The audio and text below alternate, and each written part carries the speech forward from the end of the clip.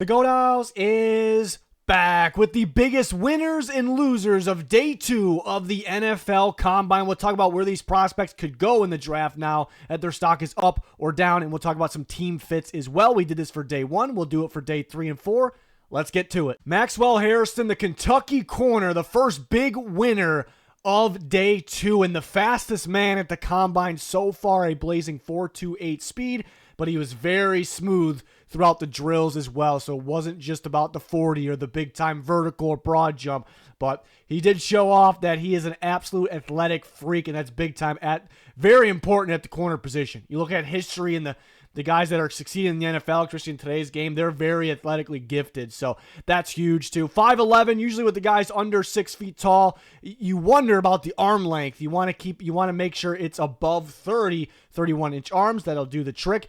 He was a standout guy at the Senior Bowl as well, and after the Senior Bowl, because the one-on-ones, he was really standing out. That's tough for a corner, and we're going, maybe he's a first-round pick, and then we talked about that for a little. Everybody talked about that for a little bit, and then it just kind of faded away. Went back to being a round 2 guy, a top 50 pick. But I feel like this guy is going in the first round now. I mean, what else do we need to see? He was awesome at Kentucky. A tough role. They play like an NFL defense at Kentucky. That's a very solid, technically sound defense, and he was a big part of it. And he's very athletic, obviously, we see. And the earliest, maybe the ceiling he can go. The Steelers could be looking for a corner. I could see that being a fit at the 21st pick, but some potential landing spots. Teams picking late round 1, which we expect that range.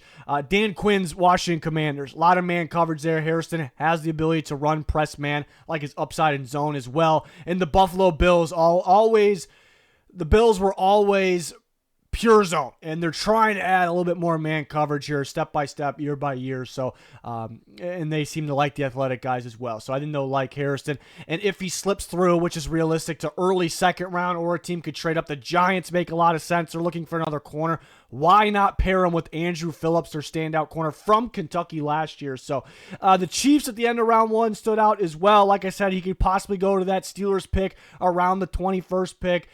Maybe the Vikings around 24 could take him, but maybe pushing it a little bit. But the Buccaneers up at 19 would be pretty crazy. But this dude's good. I think he deserves a little bit more love in the first round, but of course could go early second. But a major winner today. Iowa State corner Darien Porter at about 6'3", 6'2 and 7/8. 195, 33 and 1/8 arm. I mean, this is a big, long corner, obviously. A very long, tall corner. At that size, running the speed that it was at, 4.3, pretty ridiculous. You don't really see that too often. Really good year at Iowa State as well. He has the measurements, the traits to be able to be a press man corner, but a decent amount of experience in zone at Iowa State, who had pretty good defense until kind of down the stretch.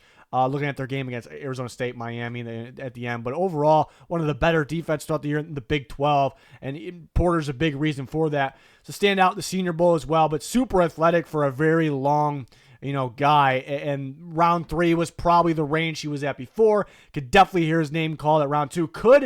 The absolute ceiling, could he go around that Chiefs pick, 31st? They typically like athletic, longer corners. They made the exception that length for Trent McDuffie. Good thing they did. But typically it's the type of corner they like. Has the traits to play man coverage. They run a lot of man. So I'm not counting. I'm not going to mock it. 31st overall. But since I know he has a thin frame, but there's a lot of wow traits here with the athleticism and the length, the ability to be press or zone. Maybe. Buccaneers, I think Todd Bowles and that defense would like Porter if they can get their hands on round 2, if he slips through a little bit. Steelers, a team.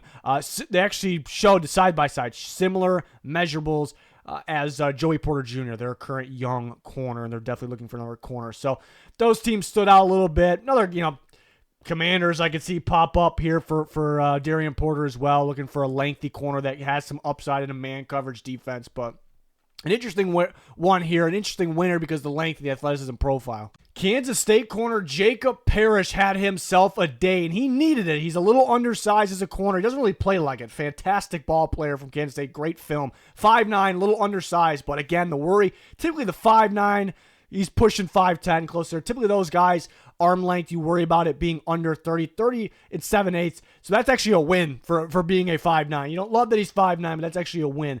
Is he going to have to be a nickel at the next level? I do like him outside, but he can play either. He projects as playing either at the next level, but tested off the charts. Usually the guys that are shorter legs don't really test as well. They're more quick, obviously, but he tested well in the vertical, the broad, the 40. So he's surprised a little bit. I knew he was athletic, but man, he really surprised. So tape really says day 2, like round 3, but because he's a little undersized, round 4, but because he had a good day, maybe round 3, top 75. Some teams that really do not care too much for the most part about the size as long as they can play. And I just feel like really good for the Raiders really stand out. Rams as well. The Niners could make some sense, but we're talking about these guys going in the mid rounds. It's kind of could go anywhere really, but those are teams that come to mind that could use a corner around that range. It just seems like a really good scheme fit for a solid but a little undersized corner, but had a really good outing. Za Frazier of Texas San Antonio. Remember, this is where Tariq Woolen came from, and Frazier, athletic freak, just like Woolen. He had a phenomenal season as well, but a long corner. He's just about 6'3". Just under 6'3", 186, 32-inch arms, just over that. So, long corner. If you watch him on tape, a lot of man coverage, a lot of press man. So, and you can see him running with receivers all year, but you want to make sure, if that's his play style, this guy has to be able to run in the NFL, and he runs in the 4.3, so it doesn't surprise me, but it's fantastic for him. But his tape says day 2, the measurements, ability to play press man, but seen him in some reps in cover 4 and cover 3. He looked really solid there. I think he has upside in NFL schemes that mix man and zone. He's a really good football player. He's just a little bit on the older side. He's going to be turning 25, so he's a very intriguing prospect, and he has 1 year as a starter, but man, he was good. The tape is, I'd say the tape might say round 2 for him, but because the age, small sample size, what are we going to get from this guy? Is he a press man only? I don't think so, but is he, in playing against that competition, going against the Jamar Chases, Justin Jefferson, it's a big leap, so I can understand why teams are maybe a little scared of him as a risky prospect, but he's good, he's fast, he's big, so maybe a round 4 guy before, wasn't really talked about enough, maybe he was a round 5 guy before. I think somebody takes a shot on round 3, ceiling round 2, just because the tape and the tape plus traits, almost says round 2. So some good landing spots here. Again, a man coverage team like the Chiefs, they usually like the long athletic guys. They're not afraid to take them. They took L'Jarius Sneed, who was kind of what position is he coming out? A little smaller school as well. It just seems like a Chiefs type guy. They run a lot of man coverage. But again, I like the upside in zone. Specifically, when I watch him, I see cover 4, but you got to mix in some man. To me, that says Ejiro Evero's defense and the Panthers. They didn't run as much cover 4 as they wanted to last year. Evero loves to run cover 4. Didn't do enough of it. They didn't have the talent for it yet. The defense has a lot of holes. So that would make sense. And they ran a little bit of man last year too. So I really like that fit. In the Jags, it kind of makes some sense. They're trying to transition from being a heavy man defense to kind of mixing it up a little bit. So I could see that. The Rams, almost tough leaving the Rams off here because they're not afraid to just go out and get the freaky good tape, athletic guys. Not always the most athletic guys, but just the good ball players regardless of age. That's a lot of the time a Rams thing, it seems like. I could see the Lions as well, the Jets. You can list off a lot of teams. So I think he could slide a little bit just because of the age and the small sample size, but somebody can get a steal. But maybe it's a boomer bust guy on day 2 or maybe early 3, but a very intriguing prospect. He had a really good day. Nick Emmanwori lit it up today. A 6'3", 220-pound, long, strong safety from South Carolina. That big, that thick, that strong, being able to jump out of the gym, going vertical and the broad jump, and then running out of the gym in the 4.3 range. You just don't see it. It's outstanding for him. And talking safeties, kind of up for grabs at safety 1, believe it or not, even though it seems to be Starks. But as the process goes on, it's like this guy's in the conversation. Maybe Xavier Watts. So after the day he had, is he safety 1? I like him at strong safety, and that's where he played. He played a lot in the box. Almost looks like a athletic linebacker at times. He can man up on tight ends, does that at a very high level, and that's huge in the NFL, right? Teams that have those big-time tight ends, that's a factor, and they're creating mismatches, on the opposite side of the ball. So if you have a guy, getting comparisons to Derwin James, you have a guy that can handle that. Kyle Hamilton's doing a little bit of that. for the Ravens, one of the best safeties in football, as well as Derwin James. And this is a guy that can do that. So if you can find a guy like that, and he's this big, freaky, strong, it's rare, and teams want it. To be able to deal with those tight ends. So that's kind of the role he fits. So I'm looking for teams that run a little bit of man coverage. Teams are kind of gearing towards zone, but it doesn't have to be an all-man coverage team. But yeah, before.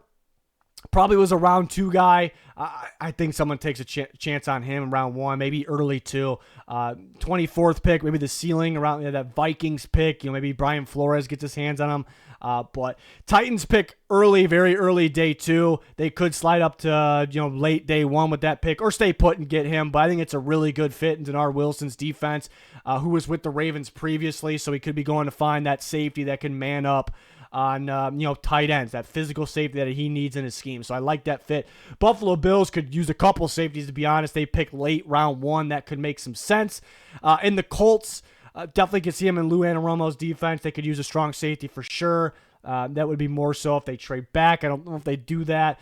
They probably take best available, whether it's tight end or corner, but maybe with that second round pick. But yeah, there could be some sneaky teams late round 1 that could grab him, just being all about the size and athletic profile for him. But he made himself some big-time money today. Terrance Ferguson, the Oregon tight end, a massive winner, by far the biggest winner out of the tight ends. And there's some other guys that they're either banged up, they're really not out there, and then a guy that we'll talk about a little bit, maybe was a loser, maybe he's dropping down and Ferguson's hopping over him, because it's pretty important to get a tight end that's pretty athletic. It's a passing league these days, even though the run game kind of came back. But that helps it, because tight ends got to be able to be out there for the run game and block as well. But you got to be athletically gifted and be able to catch the ball. And big thing for tight ends, after the catch ability. So you got a guy like Terrance Ferguson, who has the size at 6'5", 247, and moves very well, and he shows that on tape and here at the combine, running a blazing 40, a little bit better than expecting, or blazing for him, I suppose. So he's athletic, he can catch, he was a machine for Oregon. He was a little more of an impact than even the stats would show, and the stats are good enough. So a fantastic outing. He was probably an early round 4 guy before. I think he's locked himself in the day. He absolutely locked himself in the day 2. And the more I'm thinking about it, I guess there's somewhat of a shot early 4. I don't see it. But should be a round 3 guy. I even could see late round 2 because did he hop a guy like Helm, who we'll talk about? Teams maybe itching to get him. Love the fit for the Denver Broncos. Bo Nix, Oregon Duck, happens to be there. The Broncos are looking badly for a tight end. If they can't get their hands on one in round 1, look for them targeting another guy like a Terrance Ferguson. Chargers make a lot of sense. I could see Harbaugh, Greg Roman, these guys wanting him in their offense. They're looking for a tight end pretty badly. I like the fit with Seattle. They're more of a team, maybe not in round 1. The Broncos, the Chargers could take one in round 1, round 2, round 3. You would think they have a tight end taken by that range. Seahawks could take one. They're probably not going to take one in round 1, maybe not even round 2. We'll see what they do with Noah Fant. They could move on from him. We'll see. But they could be looking to grab one, possibly to pair with Barner in the future. Barner looked pretty promising, but under Clint Kubiak, that's more of a run the ball first, West Coast offense. A lot of play action pass to open things up. Tight ends, multiple tight ends, pretty damn important. I don't know if Fant really fits that. They could move on from him. I think Ferguson just made a lot of sense to me in that offense. Not that desperate for a tight end like these other teams, though. But, again, he isn't a first-round guy. So, love those fit. I mean, the Colts, Jets, Rams could be sneaky here. Multiple teams I could see being interested in this big-time winner from day 2 of the Combine. Some more winners, and I know I'm blocking some of this. I will move myself in a second. But Jahdae Barron, Texas defensive back. He is a corner that played a lot outside, but he is very solid on the inside, and because of his measurements, maybe an inside guy, but he's a little on the shorter side, but he was smooth in the drills, but he tested better than expected as well. We obviously realized he was an athlete, but I thought he did a good job there. I don't know if he really helped his draft stock. He's still in that same range, probably going top 15. Caleb Ransaw of Tulane, a guy that's probably going to play in the slot the next level. Super athletic, a guy that kind of put everyone on notice. I got to go and watch, some of him, and that's the beauty of the Combine. These guys stands out. You go watch more. Trey Amos of Ole Miss, who I'm a huge fan of. I think he needs more. Gets a little bit of round 1 love. I think he needs more of it. Really good press corner, but a lot of upside in zone. Very instinctive. Really, there's not much questions about him. He started at Louisiana, so he wasn't a high recruit. People were wondering how fast he actually was going to be. Some people have pegged him as a 4.5 guy. Came out and ran 4.4s pretty easily. So I thought that was a pretty solid day for him. Did he absolutely crush it? Can't really say that. I think he's a round one guy. Marcus Siegel, a guy that we have to look at a little bit more because he jumped out of the gym, ran out of the gym. Kansas State defensive back. A guy that could play in the slot or free safety. Lately, these recent couple drafts, we've seen a lot of guys that have reps free safety or in the slot. Interesting. Typically, those guys play in the slot a little bit more at the next level. We'll have to check more of him out. Billy Bowman Jr. of Oklahoma, big-time safety, probably a top 4 safety in the class. Free safety, a little undersized. The measurements were lacking. The length, very much lacking. So he kind of started the day, you wish a little longer for a free safety position. But he can, is a team going to move him? In the slot, I think his best football is in the back end at the safety position, but he looked really smooth in drills, and he ran very fast for being a shorter guy, so I thought that kind of helped himself there. Still probably a round 2, maybe early round 3 guy.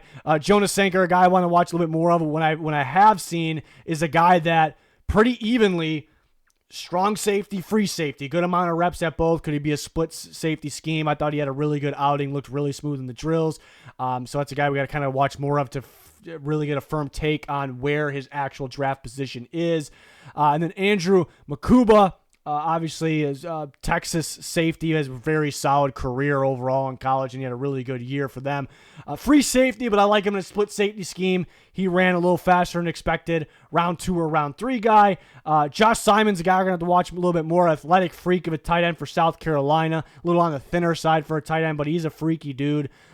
So day 3 range. And then Mitchell Evans of Notre Dame. I was going to move myself. I disappeared.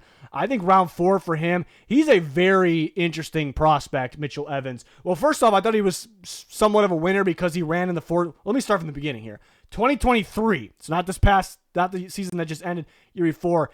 He was ridiculous. Looked like a future second-round pick. Really did. One of those classic Notre Dame tight ends.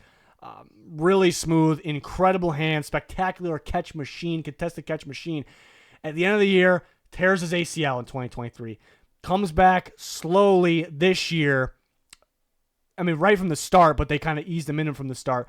And he lost a step, a major step. We saw that. And he was still got incredible hands, still a factor for Notre Dame, but you could feel it. He lost a step. He's a little slower. So going to this combine, a lot of guys that are healthy not working out. He works. It's been a while since he's been injured, but he didn't have to work out, but he did. Fantastic. And I figured because the injury affected him and he just played a super long season, I figured, I expected kind of the worst when it came to the 40. Runs in the 4.7s. That's fantastic for him. So it's an interesting prospect because you wonder, can he just with more time, can he get back to that round 2 prospect, that 2023 season that he was supposed to be? So he's a sneaky one. He was a little shorter on the arm length than I expected, though. But pretty solid outing for him. A little bit better than expected. I was glad that he ended up working out. And on to some losers. We just talked about a Notre Dame player, Xavier Watts, one of the best players from Notre Dame. I still think he's one of the top safeties in the class. I was disappointed he did not work out. I know it was a long season for Notre Dame, but disappointed he didn't do anything out there. In looking at the top 3 safeties in this class, they're pretty closer than people think. Starks, Watts, Emmanwori. Emmanwori goes out there and dominates. Starks looks pretty damn smooth in the drills, things we knew about him. So Watts might have lost his chance at being that safety 1, even though he's a much better playmaker than those 2 guys. I shouldn't say much. Starks is a pretty good playmaker, but Watts is the defensive playmaker of the class. So I thought he kind of took his shot away of a round 1 pick. Could he even slip to early round 3?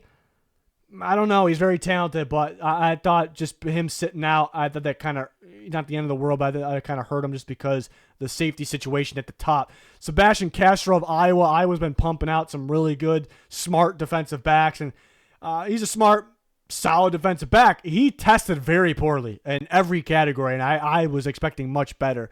So that was disappointing. I thought he hurt his draft stock. Jabbar Muhammad. Remember the 2023 the previous national championship game, Washington versus Michigan. He was part of that. He was on Washington, known as one of the better corners in all of college football. He not only goes back to school, but he transfers to Oregon. You think, wow, this is big-time school that's paying up for these big-time players. He's going to help himself even more. Kind of the opposite there.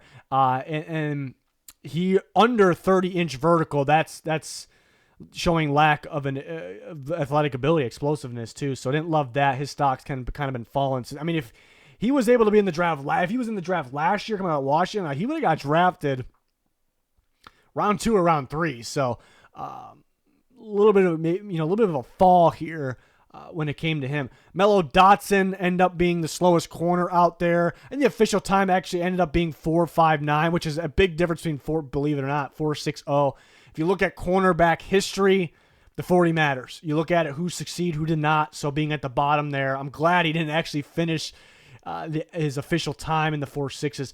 But Gunnar Helm, man, that big loser on the day, unfortunately. And for me, he was in the conversation of tight end 3. It was a battle between him and a lot of other guys, but it's a guy that kind of just got going last year, but he looked really solid after the catch, kind of built like a legit starting tight end. And he's talented. Just because the combine doesn't mean he's not talented anymore. But, man, he was in the tight end 2 conversation, round 2 conversation, and then tight end 3, 4, 5, around that range. And a guy like Terrance Ferguson maybe hopped him. A little bit of a battle. I mean, Ferguson had a killer outing. Helm killed his stock in the outing. So, I guess the good thing, he looks faster on tape, but you look at if you believe in the RAS scores, which seem to matter, very, very low on that. And it seems like around his score, it's an athletic score, basically, based on their size and their testing, their athleticism, the drills. So, but at his score, like the only tight end to ever work out was Logan Thomas, actually. So it's rare for that athletic / size profile to work out. I think he's gonna be a good football player. He's down on my rankings because of that outing, because all those guys were so close, and now Ferguson's in the close conversation. But a lot of those other guys didn't work out. Fannin wasn't that overly impressive. Not that he lost today. Mason Taylor didn't do the testing drills, but he did the on-field drills. He looked pretty smooth. So possibly he's over Helm if you didn't already have him over him. Arroyo didn't work out, and the top 2 guys are set. Warren and Loveland, they didn't work out, but that's going to be okay. Disappointed a lot of the opt-outs.